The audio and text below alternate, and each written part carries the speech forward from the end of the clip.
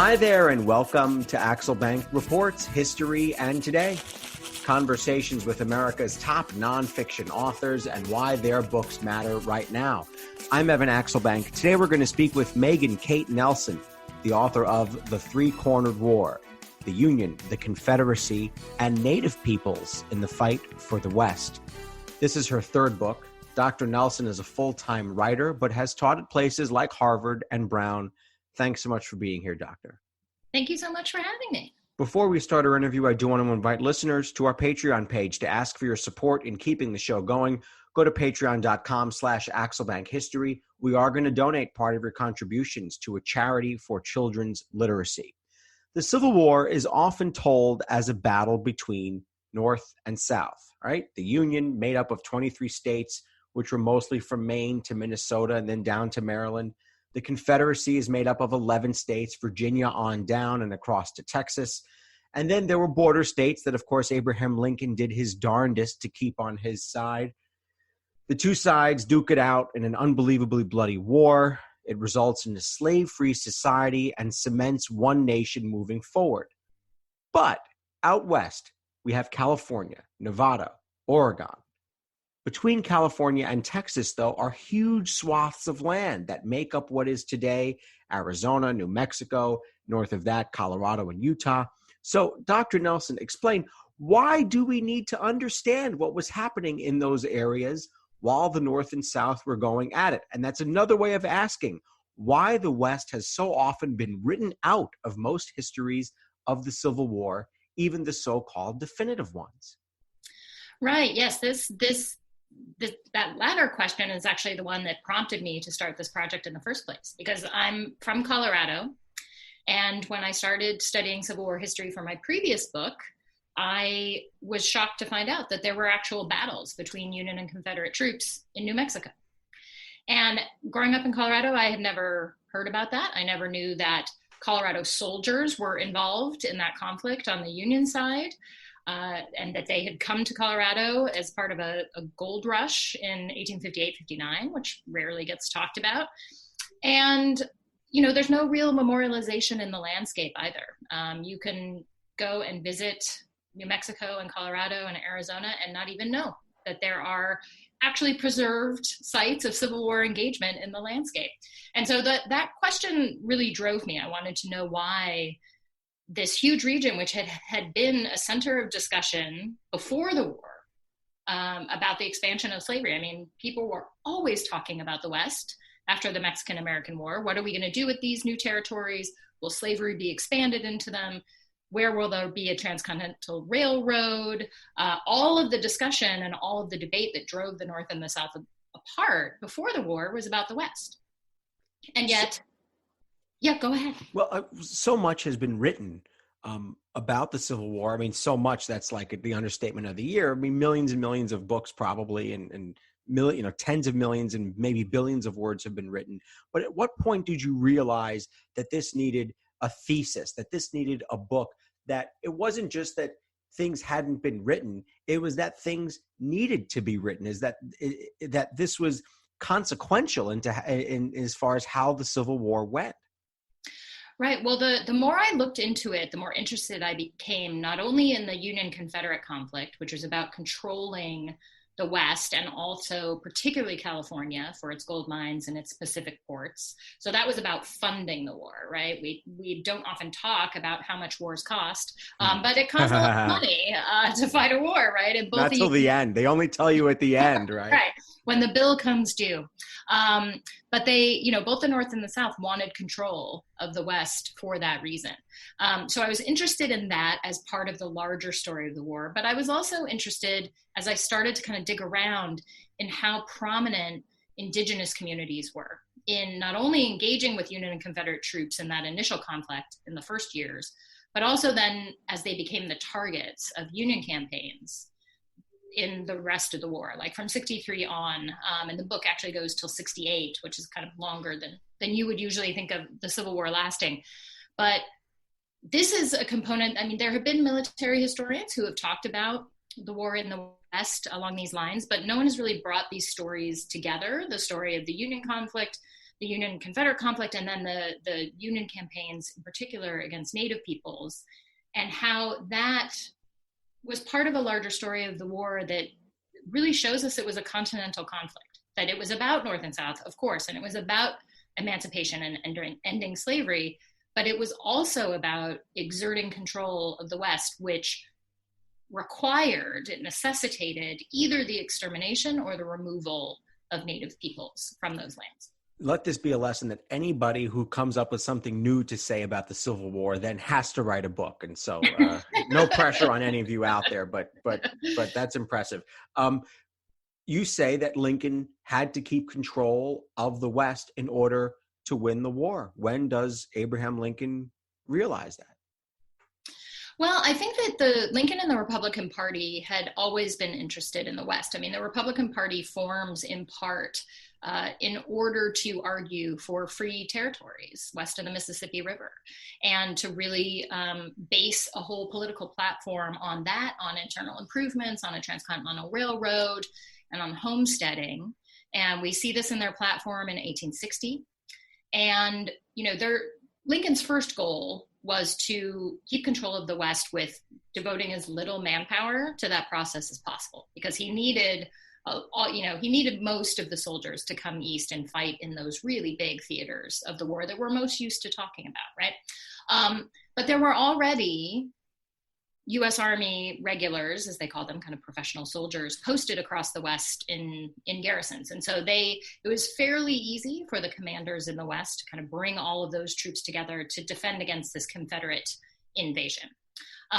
Once the Confederates had been kind of kicked out in the spring and summer of 1862, I found it very interesting that this is the moment when Lincoln and the Republican Party, who had a huge majority in Congress after secession, they pass two measures that they had been trying to pass for years in the 1850s, the Homestead Act and the Pacific Railway Act.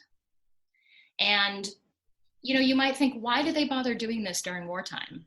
Why would it matter? Why aren't they devoting all of their time, all of their resources to just fighting the South and trying to win this war? And they did devote the bulk of their time and their resources to that effort, but they were also thinking about the West. They were thinking about the future, and they were thinking about establishing their control over the West as a free territory that was free of enslaved people, but then also free of Native people, because what both the Homestead Act and the Pacific Railway Act did was it made it possible for Lincoln and the Republican Party to just take land from Native people. They didn't even need a treaty to do it. They could just take land as eminent domain and then convert it into public land and sell it to either farmers or ranchers or to railroad companies. One of the things that strikes me about your book and about the story that we're talking about here is that it reminds me of a before and after kind of screenshot, like in like you see in a commercial or something like that, like, you know, before cleaning and after cleaning. And in this case, it just strikes me that that the before and after of what the Far West looked like after the Civil War is incredibly different. But let's talk a little bit about the before, because I think, and even this show is certainly guilty of it, because this is an America-centric show, and we tend to talk about and focus on the North and South, as I've said, and we tend to look at this from the perspective of America outward. But let's go to what at that time was a foreign land and a foreign nation and a foreign, group of, I don't know if maybe foreign's not the right word, but these were not, under full American control yet. The territories, the places we're talking about, the Far West, who was living there in the land that we now call Arizona, Colorado, Utah, New Mexico? Who was living there and what was going on there? Let's talk about it from their perspective. Sure. Yeah. I mean, there was a very interesting, diverse array of communities living in what we would call the Southwest. And do you know how many people? Probably something around between 100 and 200,000. On all that land? Yes. Yeah. Okay. Yeah. And that's a lot of land. I've driven through there. It's a lot of land. Yes. And when you've driven through there, you realize the vast distances that these armies and these indigenous communities had to cover, to engage with one another, right? So who was there? Yeah, please. Yeah, with very few water sources in between. That's a key component, right, of this landscape. So, but there, in the 1840s, basically the Southwest is under the control of indigenous polities, Comanches, Apaches in particular, with many different bands, some who were allied, some who were not, or working independently.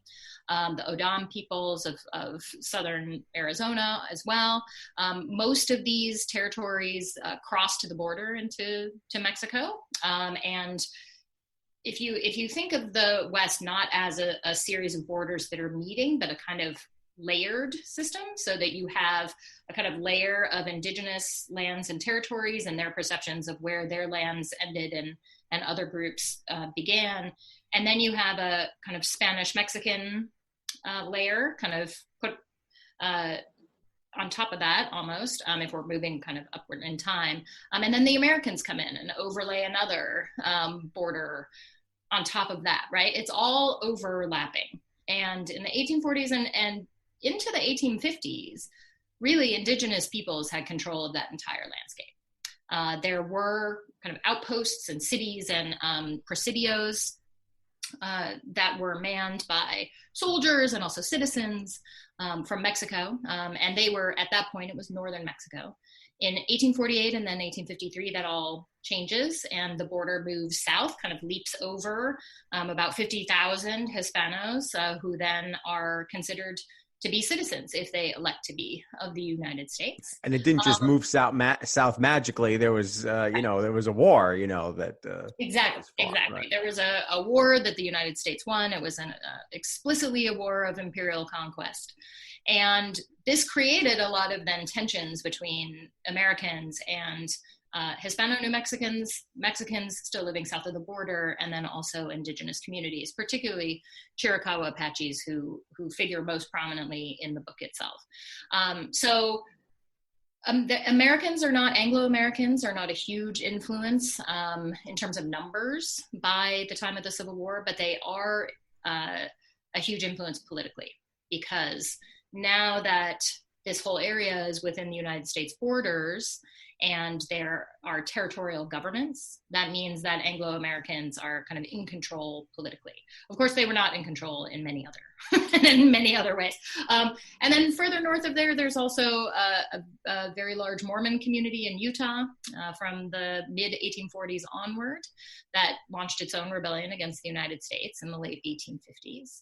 And then increasingly after 1849 and then 1858 in Colorado, tens of thousands of gold miners who are from both the North and the South and parts of the Midwest. And so these are communities, and this was what really impressed me. And this also goes to your question of why does this need a book? There are so many different communities, and their stories are overlapping and kind of crashing into each other at various moments, and really changing the history of the West. And the Civil War brings a very large contingent of soldiers, U.S. soldiers, into that mix. The number of U.S. troops in the Southwest was just so much larger in the 1860s than it ever had been before. And that's a real sea change, especially since it then launched this new phase of campaigns against Native peoples and their forced removal onto reservations. This question just occurred to me, and I hate when questions just occur to me because it means I have to squeeze another one out later on in the show. But this just occurred to me when you mentioned the Mexican-American War and how that border moved south. How we know that Abraham Lincoln spoke out against that war, and I believe it was his first speech that he gave to Congress when he spent his one term in Congress. This is in 1846, I think, right? 1846 and 48. How did Lincoln's perspective as being anti-war over the Mexican-American War color or change or influence his opinion of what needed to happen out west during the Civil War? That's a really interesting question. I mean, I think the whole basis of his and other Republicans' anti-war stance is that they saw the Mexican-American War as explicitly a war of conquest to gain land to expand slavery. that was, they saw it as a fairly transparent move by Southerners to expand their land base, because remember that already they were kind of still abiding by the Mason-Dixon line rule, right? So if they brought in this huge amount of territory from Mexico, that was all going to fall south of the line. And that meant that the South would be able to establish slavery there. That meant that they would create new territories that would then become states, and then they would have more political power because they would have more representatives and more senators in Congress. And, by that point, by the 1840s, the Northerners were already, outpopulating Southerners. And so they were really worried about sustaining it's always about sustaining their political power. How much power do they have in Congress, right? This is the root of everything that happens. Even today. Here today. And it was the same situation in the 1840s and 50s. And so Republicans and Northerners, a lot of Northerners saw this war as a pretty transparent effort to increase the power of Southern slaveholders in Congress. And so that was really the core of his anti-war stance. Lincoln was never what we would consider to be, or what they sort of thought of at that time as pro-Indian.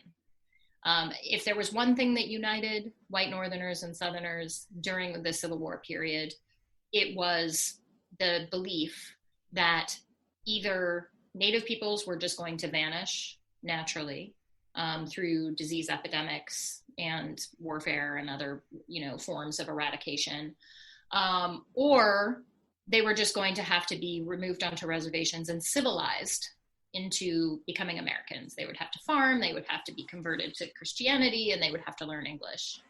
And both Northerners and Southerners shared that vision. I mean, I think we see very similar language and very similar intent in the Apache extermination order that John Baylor issues in March of 1862, right before he leaves, which basically ordered his men to lure Apaches into a parley and kill all the men and enslave the women and children.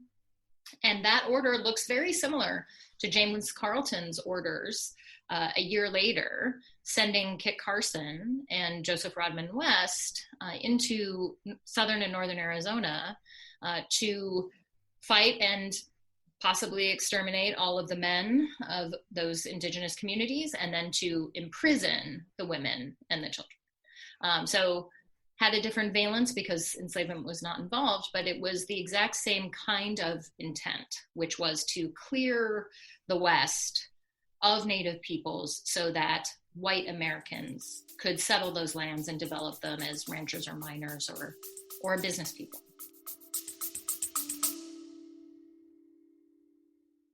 Baking from our childhoods just sticks in the memory, doesn't it? We never set off on holiday without piles of Tupperware. And there'd always be Bakewell slice, flapjacks, and tray-baked scones in the boot. Do you not do that, Lisa? No. Sadly, I do not stack the Tupperware in the back of the car when we go off on holiday. Oh. Welcome to Small Ways to Live Well, a new podcast from the Simple Things magazine. Season 2 is a pick-me-up tonic that helps us make the shift from winter to spring. A 6-week suggestion box full of things to note, notice and enjoy about the season. Search for Small Ways to Live Well on your podcast app.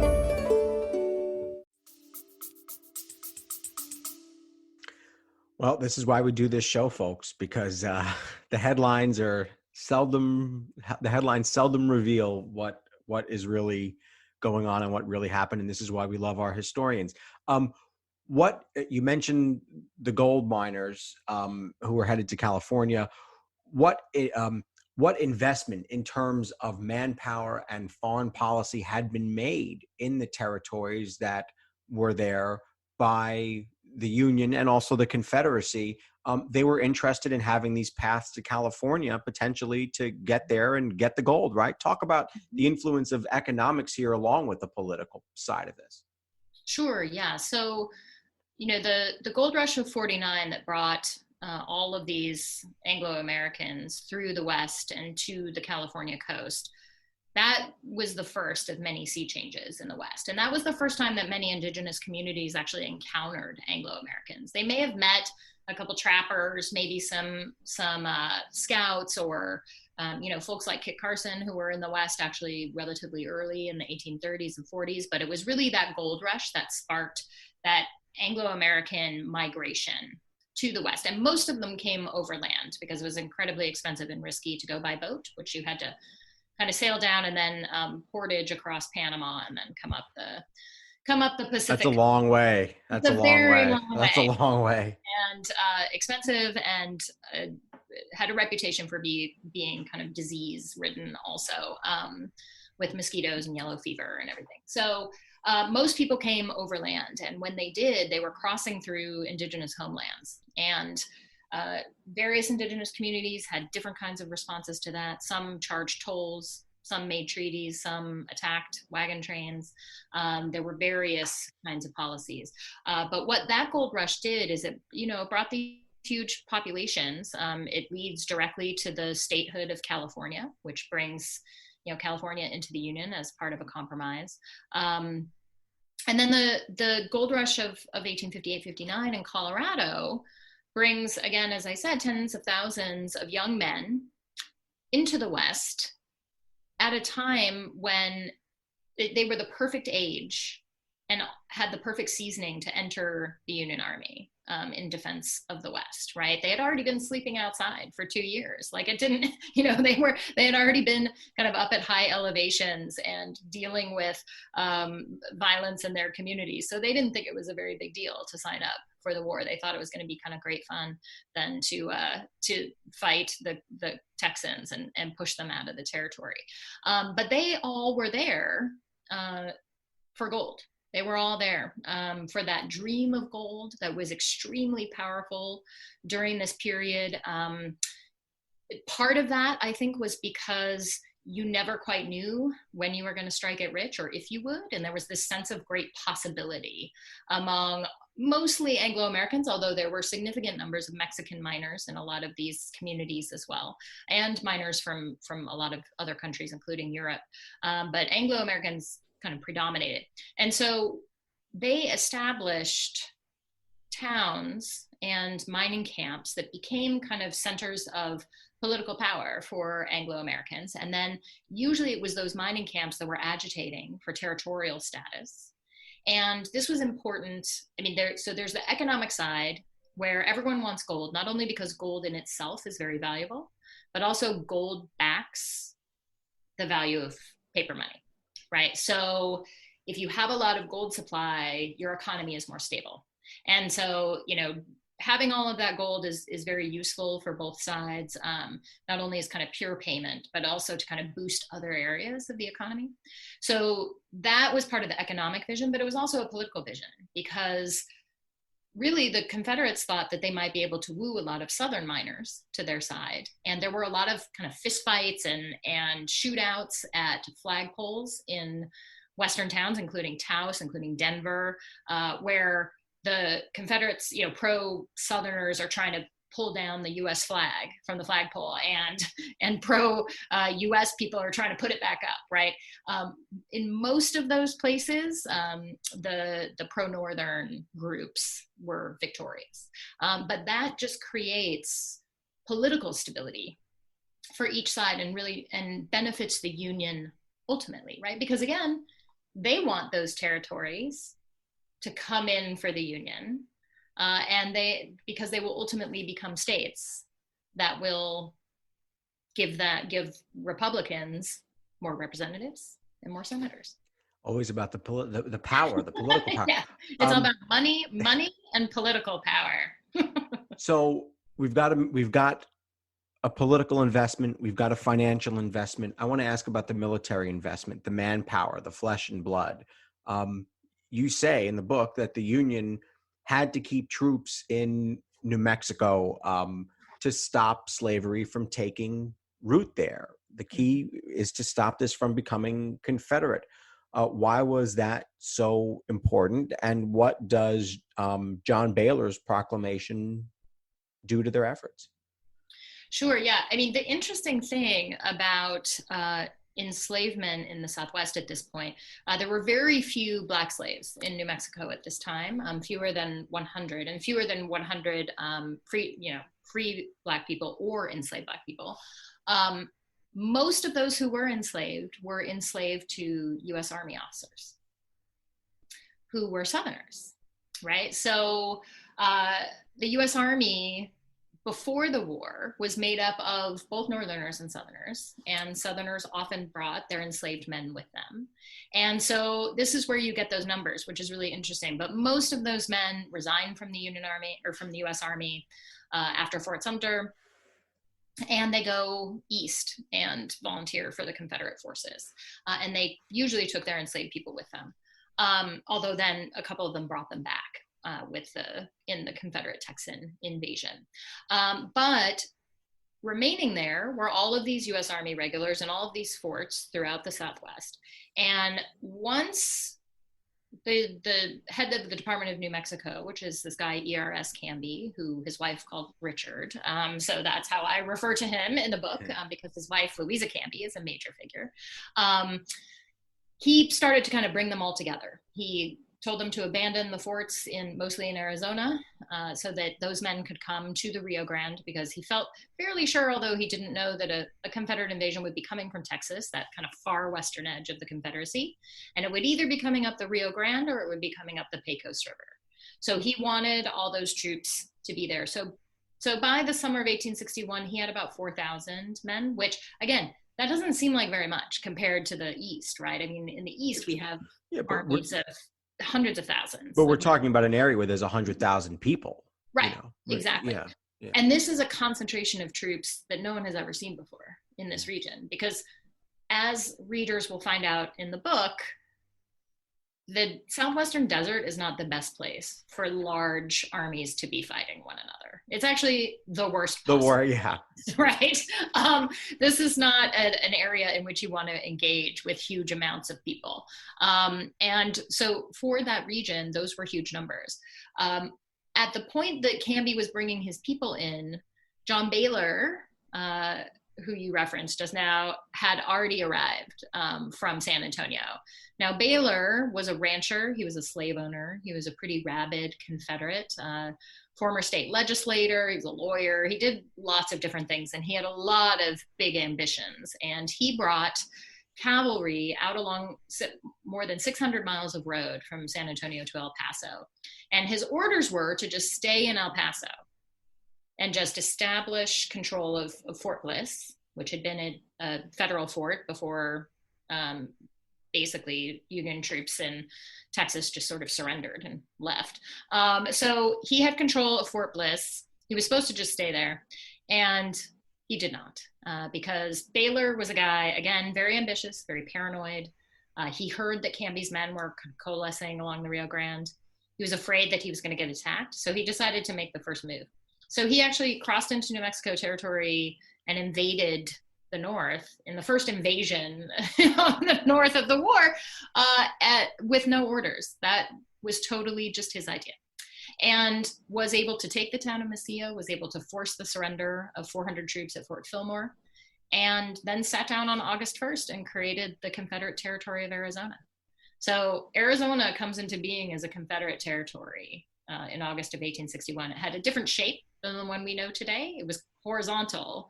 So its northern border was at the 34th parallel, and its southern border was Mexico, and its eastern border was Texas. And then its western border was the Colorado River. So basically what Baylor had created, if you look at it on a map, it just looks like a nice little kind of thoroughfare from Texas all the way to the border of California. And that's exactly what he wanted. He wanted the troops that were coming behind him from Texas to be able to just stop in Mesilla and then march all the way west to California. And get that gold. That gold. That gold. And those Pacific ports. They needed the ports to ship out their cotton. Right. Yes. Right. Yes. From the Confederate point of view, leads me perfectly to my next question. From the Confederate point of view, we know that black slaves are viewed as property. The Supreme Court said so. They said so. This is what this war, they're going to war to fight for the right to continue to call them property. How did they view those who were indigenous? Did they view them as potential slaves, as potential laborers? Would they be freemen if the Confederates could capture all this territory as they started to do? I think that definition was really in flux at this point. Initially, I think the Confederates wanted to make alliances with indigenous peoples, and they did, in fact, make alliances with several of the tribes in Indian Territory, which, by the way, when you were talking about border states before, I think we could really benefit from thinking of Indian Territory, which is the state of Oklahoma as we know it today, and New Mexico Territory as border states, as border areas, because they really were, and they had a lot of the same elements, a system of enslavement, a divided population, potential really to go either way. And of the 5 tribes who were living in Indian Territory, all of them were divided. Some of them allied with the Confederacy and some with the Union, and all had traditions of slaveholding also. So the Confederacy was very interested in establishing control of that region because, of course, that area was quite vulnerable to Union attack. And so there wasn't any particular, when Baylor went and then when Sibley followed with his 3,000 Confederate Texans, there weren't any explicit orders about what to do with indigenous peoples. So I think they had kind of free reign to do what they want. Baylor initially in West Texas met with some leaders of some Apache bands and made agreements with them, which were broken almost immediately. And by the time he got to Mesilla, he had a past of riding out against Comanches with a kind of proto-Texas Rangers group. And so he had no hesitation about actually seeing Native peoples as enemies, as in this 3-cornered war, right? Where the Union is the enemy, but Apaches in particular are also the enemy. Another perfect segue to my next question. What did the people in the far West want? Let's take our lens and instead of, again, looking at this from the Confederacy and the Union and outwardly, let's take it again from the indigenous people who were there. If you could be, I'm creating a scene that probably didn't exist, but if you could put them at the kitchen table and they're sorting out their bills and they're sorting out this war and they're getting their newspapers and seeing what's happening between the two warring factions, and you could hear them right now talking about, boy, we hope this side wins, boy, we hope that side wins. Where do their allegiances start to lie? Well, I think it depends on the indigenous community. Some had a longer history with warfare, with actual U.S. troops, sometimes with Mexican nationals, northern Mexican communities. Other groups had alliances and, fairly cordial relationships with the people moving through their territories. I think most indigenous communities just wanted everyone to get out, right? They wanted their own territorial borders to be the way that they had been in the years before, particularly before Anglo-Americans arrived, because they were the ones who came in much larger numbers, and they established much larger both military garrisons and also towns. And so their approach then, if the Americans in particular were not going to leave, then they had a couple of options, right? They could form alliances, they could have a diplomatic relationship and establish treaty relations to affect some kind of peace, which they had a history of doing. And actually, Mangus Coloradus, who is one of the major figures in the book, was very good at this. He was a leader of his people for a very long time, and he established his leadership by kind of speaking to the moment, right? So sometimes he made deals. Sometimes he attacked wagon trains and U.S. Army outposts and mining camps. And at this point, he had already declared a kind of full-out war on Americans because they were just pouring into Apacheria, their homeland, and they needed to defend themselves and defend their communities and their sovereignty in their own homelands. So that's what they wanted. Hispano-New Mexicans, I think, they also wanted to kind of protect their own farmlands and their own communities, but they wanted to protect them from indigenous peoples. They had a very long history of violent engagements in terms of raiding and then also warfare with Apaches and with Navajos. And so they were interested in protection along those lines from US troops. And so they're very interested in allying themselves with the Union at that point. What's interesting is that the Confederates actually believed that Hispano-New Mexicans, and there are about 50,000 of them at this time, believed that they would come with the Confederacy. Because they thought, well, they've only been, citizens of the US for 10 or so years, and, don't have a particularly good relationship with the federal government. They're still a territory, right? But they had forgotten that Texas in 1841, when Santa Fe and what we now know as New Mexico was still northern Mexico, a group of Texans had invaded and tried to take Santa Fe, which they believed was their right, because they had fought their own rebellion against Mexico and established themselves as a republic, and they felt like Santa Fe should have been within their territory. And all of the Hispano communities along the Rio Grande, that invasion failed. And most of that group of Texans, if they didn't die along the road, had been captured in Santa Fe, and then they were marched south along the Rio Grande all the way to Mexico City as prisoners of war. And so they went through all of these communities, and the Hispano-New Mexicans who were living in this region had a very, long memory, and they remembered the last time the Texans invaded, and they were not too happy about it. And so I think it's interesting to think about, if the Confederates had invaded with an army that had not been 100% Texans, I wonder if their response would have been different. Because there were Hispano-New Mexicans who did throw in with the Confederacy, many of them what were referred to as ricos, who were wealthier landowners, who were also slaveholders. And then they ultimately kind of fled with Sibley and his men during the retreat. But, most Hispano-New Mexicans kind of threw in with the Union because, A, that old enmity against Texans, and then also because they really saw in the Union fight something that would benefit them and their communities. So please forgive me for asking you to sum up not only your 225-page book, but your decade probably of research into all this. But with this kind of very simple question is, if we can sum up how the Far West impacts the Civil War, when the surrender happens at Appomattox, and you could kind of just put it out, okay, this is the impact that the Far West had on the way this war comes out. How do you sum that up?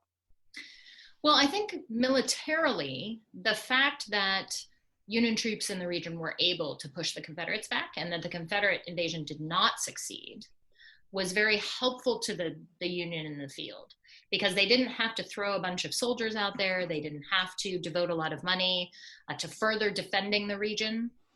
They could kind of say, okay, we've established control. The Confederates will probably not come back, but we'll keep some men in the region just to make sure that doesn't happen. But it kind of freed them up, right, to continue to fight the war in the Trans-Mississippi in the East, with their full attention, basically. It also, when we think about, because as we've talked about, financing is important to warfare. Manpower is important to warfare. But what's also important is that larger ideal. And by the spring and summer of 1862, the Union and Northerners and Midwesterners could still think of this kind of future of the nation as including the West and involving this kind of vision of freedom.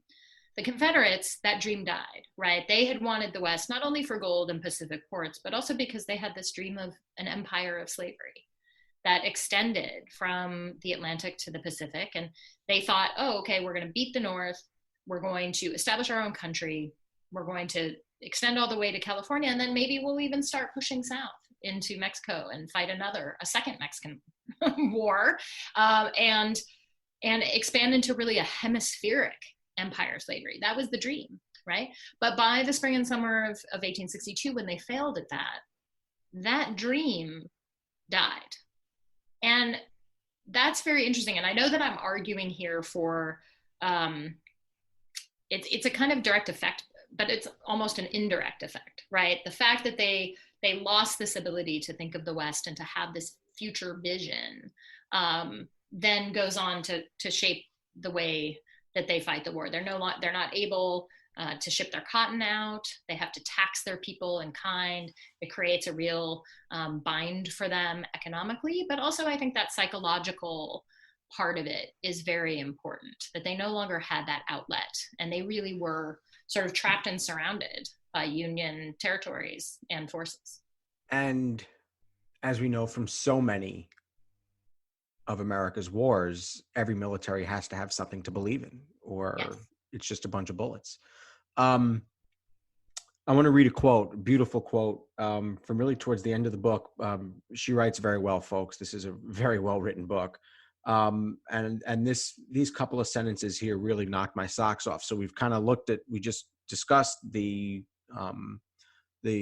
Confederate perspective of how this thing wound up. But I want to look at this from the Union perspective too. Let's read this quote. These struggles for power in the West exposed a hard and complicated truth about the Union government's war aims.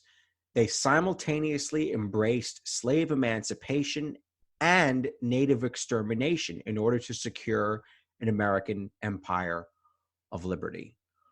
What a sentence. Explain why you wrote that. Well, I think this is one of the things when we look at the Civil War, or we look at any really well-known event from a really unexpected place, it can reveal new truths to us, right? So when we look at the war from the Southwest, we see a very different Union Army. We don't see a Union Army of liberators, right? We see a Union Army of exterminators. And that messes with our whole notion of the Civil War as a just war, right?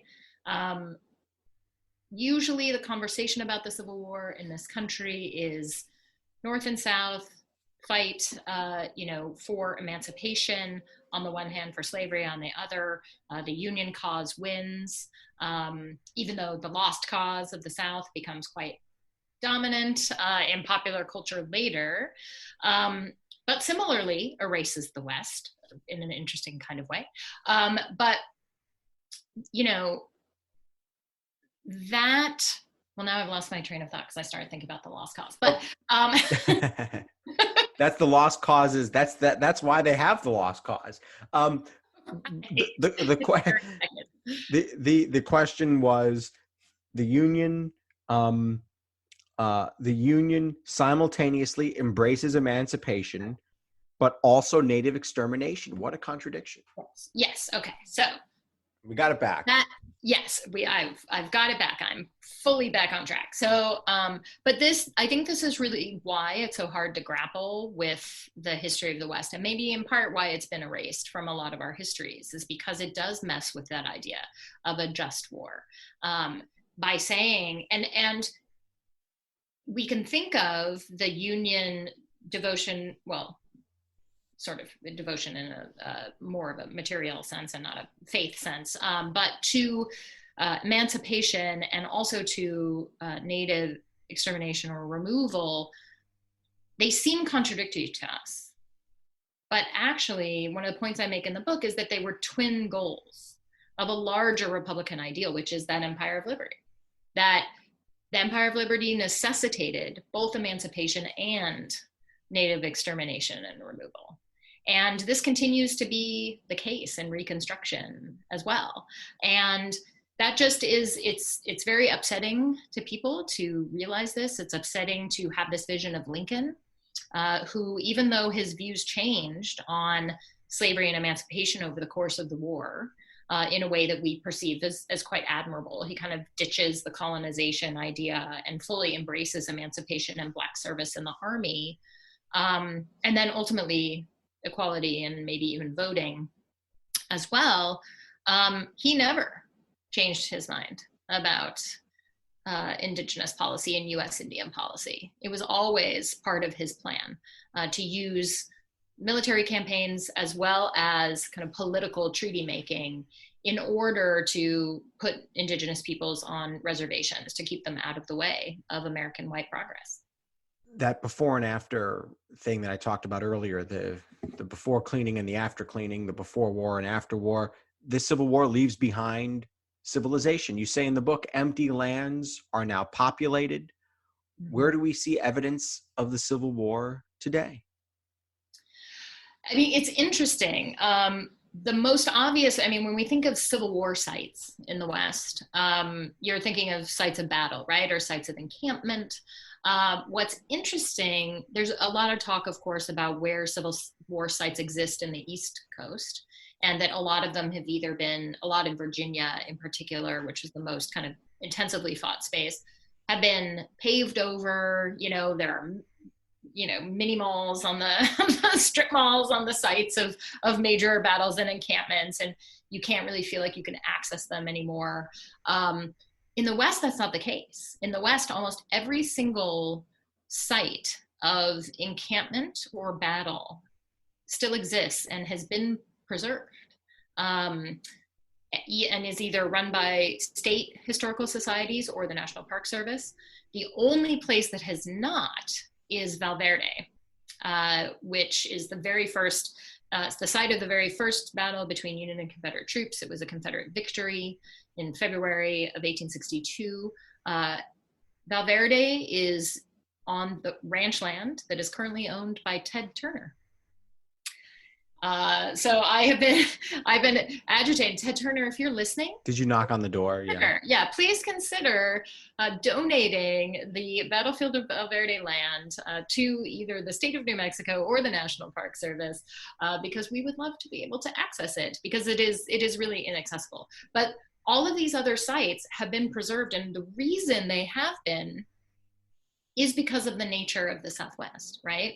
That the Southwest still, as you were saying, you've driven through it, it still is full of vast space between towns and, ranch headquarters and things like that. And so there hasn't been the kind of really intensive development by settlers as there have been in other places and other Civil War sites.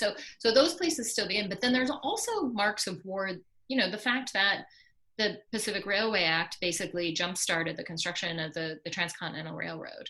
I mean, the very fact of that technological development and that material kind of symbol of federal power in the Western landscape, I mean, I think we can consider that to be a mark or a remnant of the Civil War as well. But if Ted Turner gives that land away, how is he going to pay his bills if he just hands it off? That's right. Little joke. I worry about him. I worry about Ted and his. You can't just give your land away.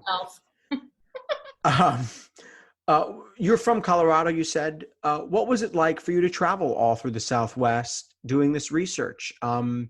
What's it like to develop this new relationship with an area that you call home as a researcher? That was really fun. That was, I had done a little bit of research before 2014, which is when I launched my big 4-month research trip driving through the Southwest from archive to archive.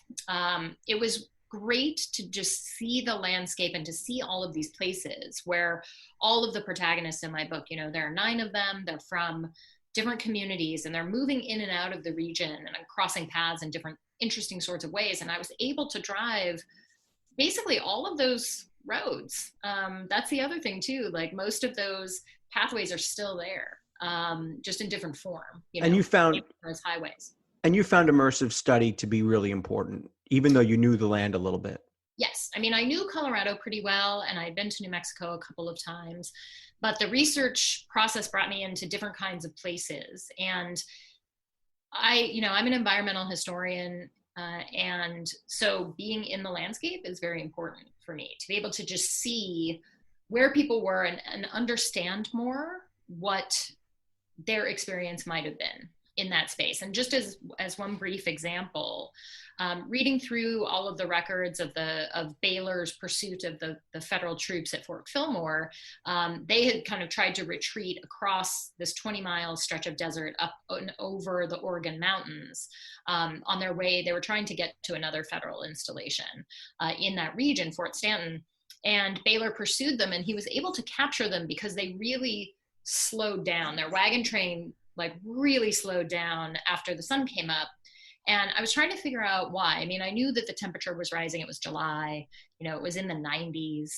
So of course they're kind of lagging. Everyone knows what it's like to try and move through space when it's 90 degrees wherever you are. But I didn't understand, because no one mentioned this in their records. I didn't understand until I was there that 20-mile stretch of desert from the Rio Grande east to the Organ Mountains actually moves steadily upward. It moves at about a 2 or 3% grade, all the way to the Organ Mountains, which then pitches up, right? So, and I'm a road cyclist, and so I understand that a 2 to 3% grade is significant when you are, when you're not driving a car. I mean, I think you can still tell when you're driving a car, especially if it's a stick shift, you can tell, because if you put it in neutral, you start rolling backwards on 2 or 3%, right? But I had my bike with me, actually, because I wanted to bike in a couple of these places just to get a slower sense of the landscape. And so I biked the road that is basically kind of moves up and over, that is parallel track to the one that the Federals took and Baylor took in pursuit. And it really was, you were moving uphill the entire time. And so I was like, oh, well then of course, this is why they're slowing down. The wagons with the water were lagging very far behind. And so you have these soldiers who are, increasingly dehydrated. It's hot, it's sunny, they get sunstroke, they fall off their horses. They can't, and you can't defend yourself if you're in a group like that. And Baylor had the advantage of being in pursuit and on horseback and with no wagons and no civilians to drag with them. And so that example really brought home to me how important it is to be in the places that we study, to really truly understand them, which is why it was so painful to not be any place in the past year while researching my next book. So can you imagine, or I guess you have imagined, what it is like to pull water for all these people up a mountain? I mean, it's hard enough to carry a bucket down the street, What is the given we have an expert not only on the Civil War here, but on the Southwest, where do you believe is the quintessential Southwestern place for an American to travel who may not be familiar with the terrain there? Many people know California. Many people may know parts of Texas or Chicago, maybe even parts of Denver. But where is the quintessential Southwestern place for an American to travel who may not be familiar and who wants to learn what makes the Southwest tick? There's so many good contenders for that. If you were going to go to a town or a city, I would go to Albuquerque. I think most of the cities in the Southwest are really good examples of the kind of interaction of communities that I was talking about earlier. Adobe itself, which is very distinctive building style in the Southwest, is an amalgam of indigenous and Spanish building styles. And so even just looking at the architecture gives you a sense of that engagement between peoples. And also all throughout that landscape are irrigation ditches, without which farmers could never make crops grow in the Southwest, unless they were just right on the banks of either the Rio Grande or the Gila or the Colorado. I think the most significant site, if people are taking a driving trip through the Southwest and they want to stop somewhere really interesting, I think Apache Pass is the best place. It's technically called Fort Bowie. It's run by the National Park Service. It's just south, I think, of Interstate 10 in Arizona, just east of Tucson. And this is a site of several major battles between US troops before the war, Union troops during the war, and Chiricahua Apaches. It's also the only, Apache Spring is still there. It is the only was the only natural water site within a 60-mile radius. So that meant that the road had to move through there. And, that road had been pounded out by Apache peoples who had been trading in the region and moving through that region for hundreds of years. And then it became the Butterfield Overland Mail Route. So you get a really interesting history of transportation and communication at that site. And then you also get this military history of multiple different kinds of engagements. And there are ruins of the 1862 fort that Carleton ordered to be built after defeating Chiricahua Apaches there in July of 1862, which was a definitive moment for that indigenous community and for the Union Army.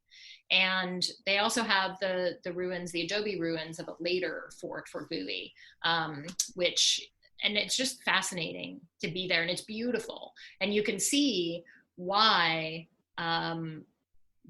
different communities were engaged in control for that space. You understand when you're there how pivotal a place it was in the Southwest. I don't want to go too far here as we wrap this up in drawing conclusions or in drawing too many straight lines between the Civil War and today. But I do want to ask, can we read anything into the way the Civil War was handled in the Far West to the leftward trend that we have seen in the southwestern United States right now? Okay, Utah certainly is a reliably Republican state, but when you look at Colorado, New Mexico certainly a reliably Democratic state. Colorado almost as much so. And now we see Arizona become Democratic in the most recent presidential election. Is there any conclusion to draw there? Is there any lasting legacy of the Civil War that's having an impact on the way these communities are moving today? Well, I think one of the things that looking at the Civil War in the Southwest shows is how much people kind of wanted to be in these spaces, how kind of alluring they were aesthetically, how provocative they were in terms of making people kind of dream about a future. And I think the West continues to do this for a lot of people. And one of the major forces driving population demographics, I think, in the Southwest is migration. And it can be migration across borders, but also migration, within the United States. I mean, one of the reasons that Colorado, growing up there, it was a Republican stronghold. And my parents, I grew up in the southern suburbs of Denver, and my parents were literally the only Democrats, like in the entire unincorporated Arapahoe County, which became very evident during election time. And now that whole place has turned blue. And part of it is generational, but part of it is because there was a huge influx of Californians 20 years ago. And so people who are moving from and we're seeing this in the pandemic too, right? This very interesting thing where people are fleeing from particular places, especially California when it was having the pandemic and wildfires, and they were going to Idaho, Montana, parts of Colorado. They were moving kind of eastward, which is interesting. We don't usually think about, when we think about the West, we think of that propulsive movement from east to west. And we don't think about the fact that the West is actually at the center of multiple migration streams that are coming from the South, from the West, and then also in some cases from the North. So I think that, and you can see that in the Civil War, is that shaping all of those conflicts is a series of migrations of different kinds of people. Dr. Megan Kate Nelson, maestro of the Southwest and author and author of The Three-Cornered War, the Union, the Confederacy, and Native Peoples in the Fight for the West. Thanks so much for joining us. Thank you so much for having me. This was a great conversation. Thanks. Certainly check out that book and also her fun, smart, prolific Twitter feed at Megan Kate Nelson, one of the friendliest people you'll meet on Twitter. Her website is megankatenelson.com. I do want to invite listeners to our Patreon page to ask for your support in keeping the show going. Go to patreon.com/AxelBankHistory. We're going to donate part of your contributions to a charity for children's literacy. And thank you for listening to Axel Bank Reports History and Today, conversations with America's top nonfiction authors and why their books matter right now. Check us out on Facebook, Twitter, and Instagram at Axel Bank History. We update those with clips from the show, guest announcements, and book recommendations. We'll see you next time. Thanks.